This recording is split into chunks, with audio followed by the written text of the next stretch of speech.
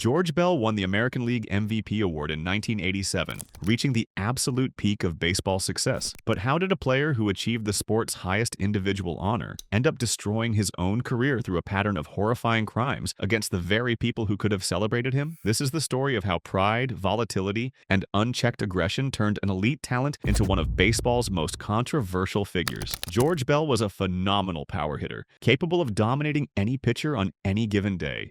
Yet his immense skill was constantly overshadowed by something far more destructive, a volcanic temper that erupted against teammates, managers, media members, fans, and opponents. His career became defined not by home runs and RBIs, but by three devastating wars he waged throughout his time in professional baseball. There was the media war, where he accused journalists of racism and refused to speak to them. There was the internal war, where he openly defied his own manager and mocked his team's fans. And there was the physical war, where he used karate kicks and haymaker punches to settle disputes on the diamond. To understand how everything went so wrong, we need to go back to where it all started, the 1984 season. Bell had put together a strong campaign for the Toronto Blue Jays, and he expected recognition for his performance. Instead, the Toronto sports writers voted his teammate Dave Collins as the team's most valuable player.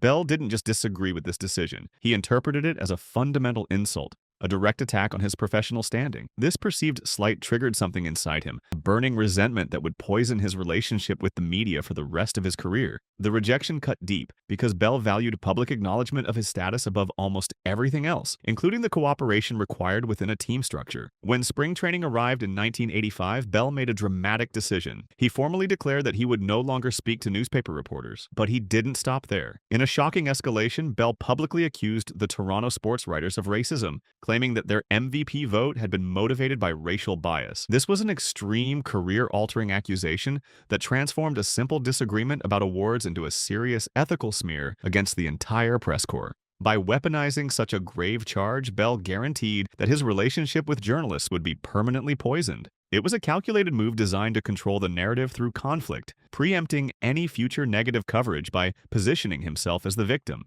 The consequences were immediate and lasting. Reporters began describing Bell as hostile and uncooperative. They called him laconic, which means terse and unwilling to talk, especially when compared to his talkative teammate, Jesse Barfield. This label became shorthand for his difficult demeanor, a reputation that would follow him everywhere. Do you think Bell was justified in making such a serious accusation against the media? Or did he cross a line that damaged his career beyond repair? Let us know your thoughts in the comments below. And while you're there, make sure you're subscribed for more stories like this.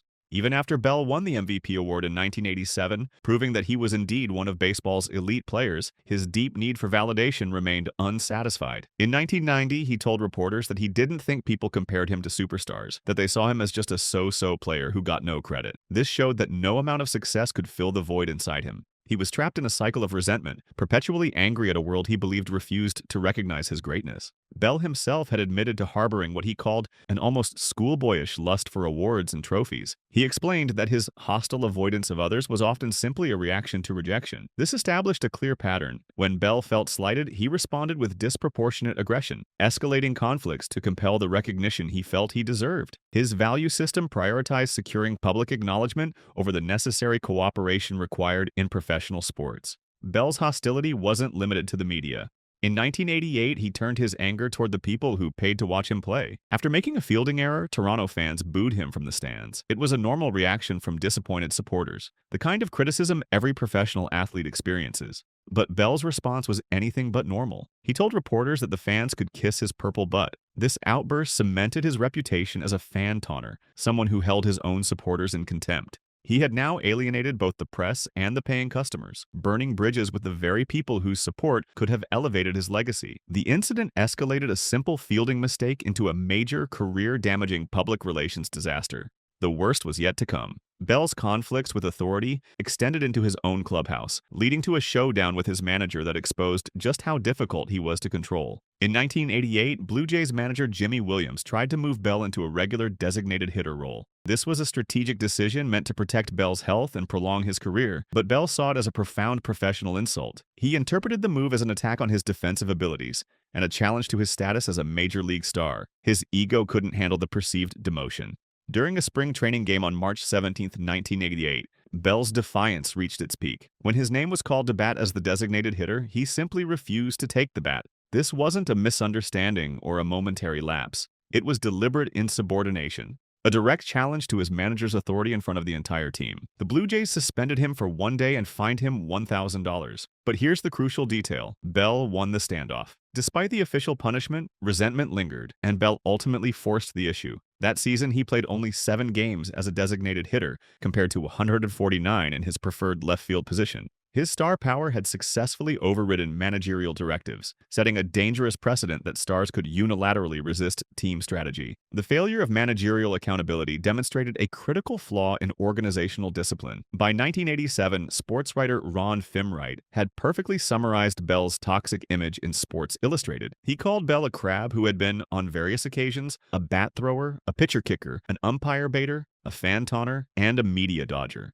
This wasn't hyperbole. It was an accurate inventory of Bell's antagonistic behavior toward every major stakeholder in baseball: opponents, officials, fans, media, and team management. But the most disturbing aspect of Bell's volatility was still to come. His conflicts often escalated beyond words into physical violence. The most notorious incident of Bell's career happened on June 23, 1985 against the Boston Red Sox. After taking exception to a brushback pitch from starter Bruce Kyson, Bell decided that enough was enough. His response was immediate and uniquely violent. He dropped his bat, charged the mound, and instead of throwing a conventional punch, he leaped into the air and delivered a karate kick directly to Kyson's midsection. He also reportedly landed several haymakers on Red Sox catcher Rich Gedman during the chaos that followed. This wasn't a typical baseball scuffle. It was an extreme, disproportionate display of aggression that signaled a readiness to inflict serious physical harm. The use of a karate kick elevated the incident far beyond a routine confrontation. The disciplinary response from Major League Baseball was shockingly lenient. Despite the severity of a premeditated assault involving a flying kick, Bell received only a 2-game suspension. Contemporary observers noted that this seemed like a slap on the wrist given the physical nature of the attack. This minimal punishment represented a critical failure of league accountability.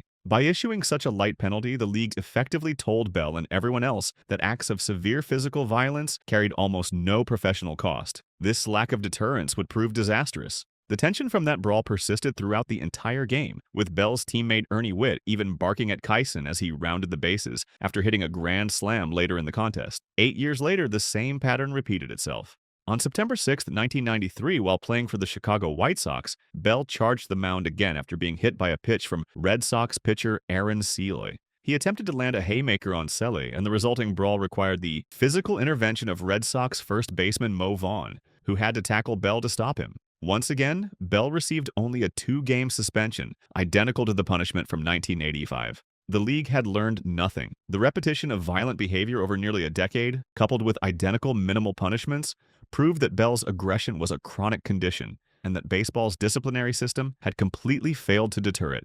The administrative tolerance for repeat violent offenders confirmed a systemic problem that allowed Bell's behavior to continue unchecked. The professional cost of Bell's volatility eventually caught up with him. His reputation as a difficult personality complicated his marketability and value in the later stages of his career. On March 30, 1992, the Chicago White Sox traded Bell to the Chicago Cubs for a young outfielder named Sammy Sosa. During his 2 seasons with the White Sox, Bell hit below .240 and generated a negative value of 2.7 BWA a year. His declining production, combined with his toxic reputation, underscored the risk teams took when acquiring him.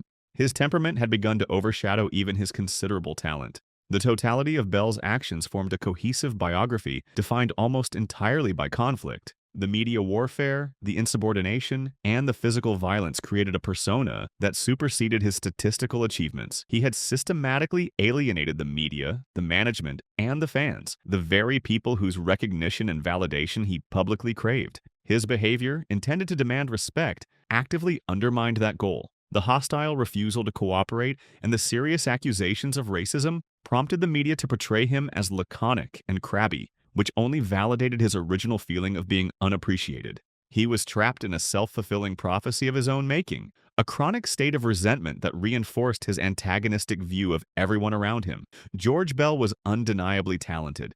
His power at the plate was genuine, and his MVP award was well-deserved. But but his career stands as a cautionary tale about the severe personal cost of unchecked volatility. His decision to accuse journalists of racism over an MVP vote, his willingness to karate kick opponents on the field, and his open defiance of his own manager painted a portrait of a player unwilling to accept any form of accountability. In the end, Bell's tempestuous nature and his systematic conflicts with nearly every stakeholder in baseball cemented his legacy not as a statistical marvel, but as the definitive volatile star of his era. If you found this story compelling, hit the like button and subscribe to the channel for more deep dives into sports history. Thanks for watching, and we'll see you in the next one.